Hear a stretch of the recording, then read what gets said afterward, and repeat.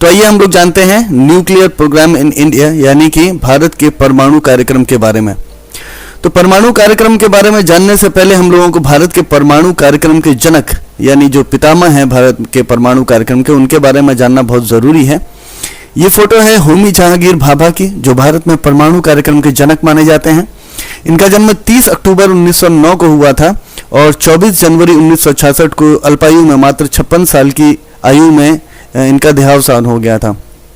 इन्हें बहुत बड़े बड़े प्राइजेस मिले। एडम्स प्राइज मिला 1942 में, पद्म भूषण मिला इन्हें 1954 में, और ये इंग्लैंड की fellow of the royal society, जो कि एक बहुत बड़ी संस्था मानी जाती है वैज्ञानिकों की, उसके भी सदस्य रह चुके हैं। तो भारत में परमाणु कार्यक्रम के जनक होमी जहांगीर भाभा को माना जाता है। भारत में 1948 में डॉक्टर होमी जहांगीर भाभा की अध्यक्षता में परमाणु ऊर्जा आयोग की स्थापना हुई थी 1948 में, ये जरूर याद रखिएगा, तथा परमाणु ऊर्जा अनुसंधान के क्षेत्र में कार्य प्रारंभ हुए थे। जैसे ही भारत आजाद हुआ था उसके जस्ट एक साल बाद 1948 में ही डॉक्टर होमी जहांगीर भाभा की अध्यक्षता में परमाणु ऊर्जा आयोग की स्थापना हुई थी और परमाणु ऊर्जा अनुसंधान के क्षेत्र में कार्य शुरू हो गए थे। परमाणु ऊर्जा कार्यक्रम के क्रियान्वयन के लिए वर्ष 1954 में परमाणु ऊर्जा के विभाग की भी स्थापना की गई।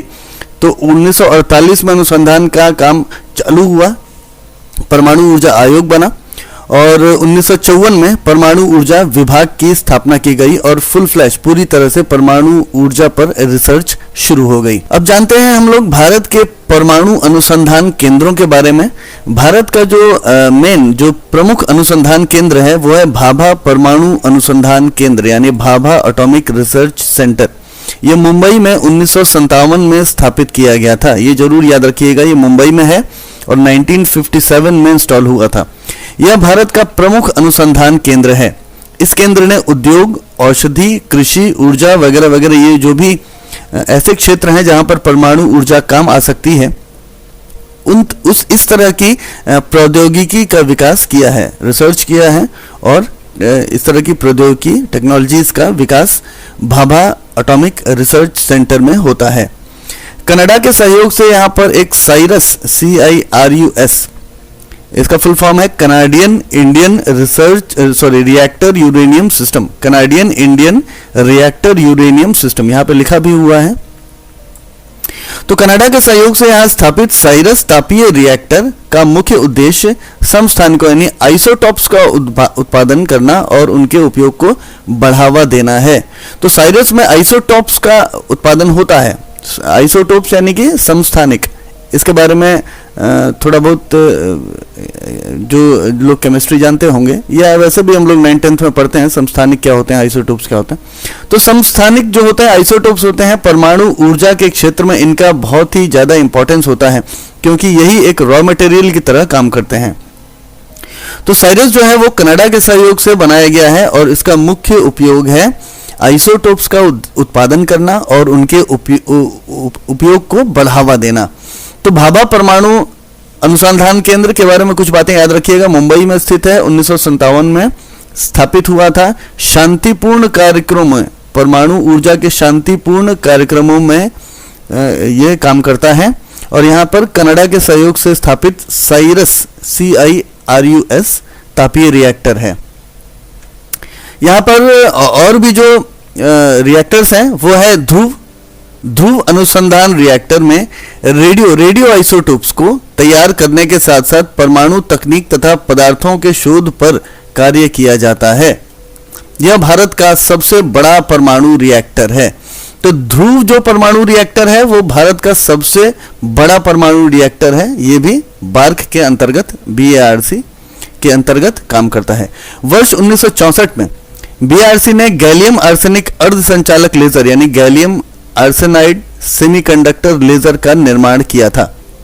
तो लेजर क्या है? लेजर का फुल फॉर्म होता है light amplification through stimulated emission of reaction.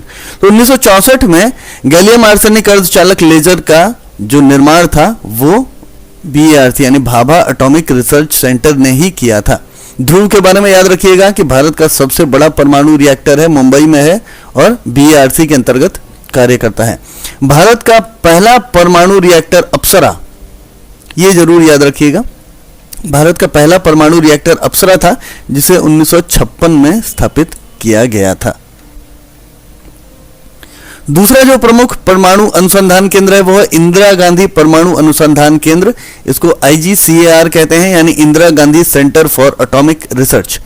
इसकी स्थापना कलपक्कम, तमिलनाडु में 1971 में की गई थी। यह केंद्र फास्ट ब्रीडर रिएक्टर के संबंध में अनुसंधान करता है और उसके विकास का कार्य करता है। यहाँ पर कामिनी परमाणु रिएक्टर है, इसका नाम बहुत लोगों ने सुना होगा। कामिनी परमाणु रिएक्टर वो यहीं पर है, Indira Gandhi centre for atomic research में ही है, जो रेडियोग्राफी के क्षेत्र में कार्य करती है। इसे 1996 में स्थापित किया गया था। कामिनी का फुल फॉर्म है कलपक्कम मिनी रिएक्टर। इंदौर में स्थित है राजा रमन्ना प्रगत प्रौद्योगिकी केंद्र, यानी Raja Ramanna centre for advance technology RRCAT। RRCAT को 1984 में इंदौर में स्थापित किया गया था। यह केंद्र लेजर एवं पार्टिकल एक्सेलरेटर्स त्वरकों के से संबंधित प्रौद्योगिकी का विकास करता है। तो लेजर और त्वरक को इंग्लिश में बोलेंगे पार्टिकल एक्सेलरेटर। तो इनके क्षेत्र में इनकी प्रौद्योगिकी का विकास करता है राजा रमन्ना प्रगत प्रौद्योगिकी केंद्र, इंदौर में है और 1984 में स्थापित हुआ था। राजा रमन्ना भारत के प्रख्यात परमाणु वैज्ञानिक रहे हैं, उन्हीं के नाम पर इसका नाम रखा गया है। उन्हें पद्म विभूषण से भी पुरस्कृत किया गया है। एक और जो इंपॉर्टेंट जो केंद्र है, परमाणु केंद्र, वो है परिवर्तनीय ऊर्जा साइक्लोट्रॉन केंद्र, यानी variable energy cyclotron centre, VECC। इसको 1977 में कोलकाता में स्थापित किया गया था। 1977 में कोलकाता में स्थापित हुआ था। यह केंद्र परमाणु भौतिकी तथा परमाणु रसायन शास्त्र से संबंधित अध्ययन करता है।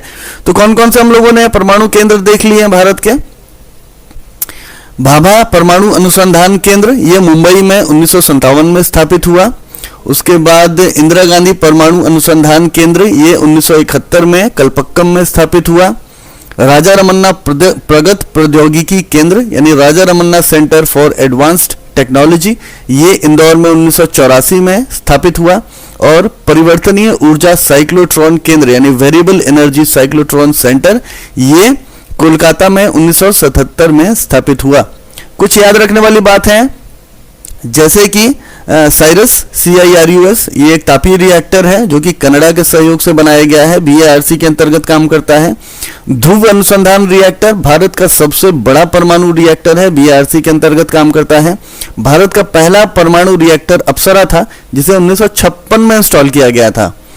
इंदिरा गांधी परमाणु अनुसंधान केंद्र में कामिनी नाम का परमाणु रिएक्टर है, इसका फुल फॉर्म है कलपक्कम मिनी रिएक्टर। तो ये जो कुछ याद रखने वाली चीजें हैं, याद रखिएगा इनको एग्जाम के पॉइंट ऑफ व्यू से।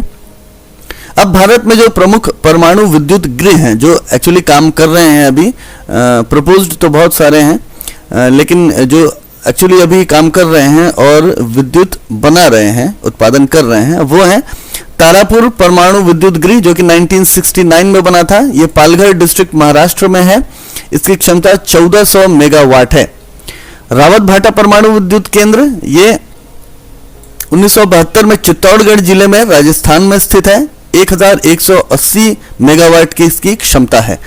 कलपक्कम परमाणु विद्युत गृह 1983 में स्थापित हुआ, कांचीपुरम जिले में, तमिलनाडु में, और इसकी क्षमता जो है वो 440 मेगावाट है। नरोरा परमाणु विद्युत गृह 1991 में स्थापित हुआ था, बुलंदशहर डिस्ट्रिक्ट में है, उत्तर प्रदेश में, 440 मेगावाट की क्षमता है। काकरापार परमाणु विद्युत गृह 1993 में बना, तापी डिस्ट्रिक्ट गुजरात में स्थित है, 440 मेगावाट की क्षमता है।